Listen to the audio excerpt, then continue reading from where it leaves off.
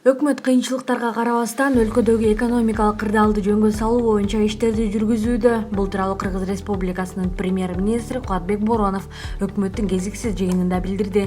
Учурда ар бир өлкө кыйын кырдаалды башынан өткөрүүдө. Дүйнө глобалдык репрессияга туш болду. Бардык коңшу мамлекеттерде эле экономикага биринчи сокку урду. Социалдык экономикалык өнүгүүнүн биринчи жарым жылдыгынын жыйынтыгы боюнча экономикалык жигердүүлүк 5,3%га төмөндөдү. Бул республикалык бюджеттин киреше бөлүгүнө таасирин тийгизди. Биз бюджетти 5% дефицит менен кабыл алууга аргасыз болдук. Бирок мамлекеттик органдардын активдүү иш-аракеттеринин натыйжасында кырдаалды жакшыртууга шарт түзүлдү. Мисалы, июль айындагы салык чогултуунун көрсөткүчү 10%га көбөйдү. Бирок алдыбыздагы талыкпаган жана ыкчам аракетти талап кылган чоң милдеттер турат. Биздин экономика туш болгон абалдын кайталанышына жол бербешибиз керек, деди Кубатбек Боронов.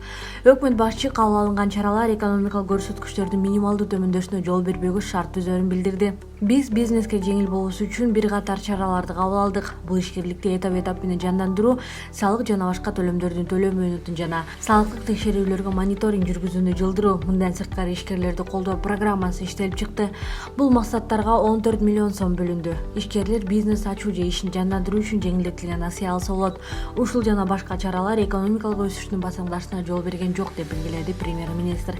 Ошону менен бирге калктын социалдык жана аярлуу катмарына жардам көрсөтүлдү. Өзгөчө абал жана өзгөчө кырдаал режимдери учурунда кыйын жагдайда калган көпчүлүк үй бүлөлөр зарыл азык-түлүк менен камсыздалды.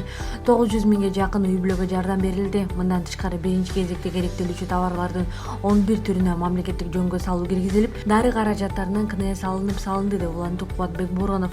Премьер-министр баса белгилегендей, бүгүнкү күндө башкы милдеттердин бири жумушсуздукту кыскартуу болуп саналат. Биз коюлган максаттарды жана милдеттерди жүзөгө ашыруу үчүн улантууга тийишпиз, деп жыйынтыктады өкмөт башчы. Кубатбек Боронов жылытуу мезгилине даярдык көрүү маселеси боюнча кеңешме өткөрдү. Ар бир министрлик жана мекеме алдыдагы жылытуу мезгилинин даярдыгына жоопту. Күтүлүп жаткан суунун деңгээлинин төмөндүгү жана өлкөдөгү эпидемиологиялык кырдаалды эске алуу менен даярдык иштерин кылдат жүргүзүү шарт. Аба ырайынын суук болушун күтүп, иштерди созуктурбаш керек. Бир айдан кийин бардыгы даяр болсун, деди Кубатбек Боронов. Финанс министрлигинин маалыматына ылайык, жылытуу мезгилине даярдык көрүү иштерин каржылоо бекитилген график боюнча жүргүзүлүүдө. Жүргүзүлүп жаткан иштерди өз учурунда каржылоону камсыз кылуу маанилүү. Каралган 2,9 миллиард сомдун жарымы бөлүнгөн. Ошол эле учурда электр энергиясынын жоготуулардын талдоонун жоктугуна жана дебитордук карыздын көбөйүшүнө көңүл бургум келет. Бул көрсөткүчтөрдү төмөндөтүү зарыл. Бөлүштүрүүчү компаниялар электр энергиясын керектөөнүн белгиленген лимитинен ашпоого тийиш. Электр энергиясын колдонгон ири ишканалар энергияны кошумча булактан алуу маселесин карап чыгышы шарт.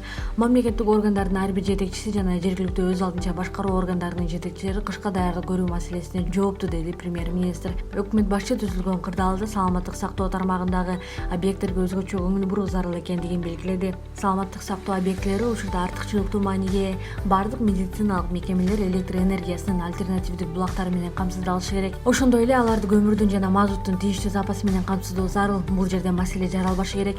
Ал эми калкты камсыздоо боюнча айтсак, август айынын соңуна дейри көмүр сатып алууга бардык тендерлер өткөрүлүшү керек.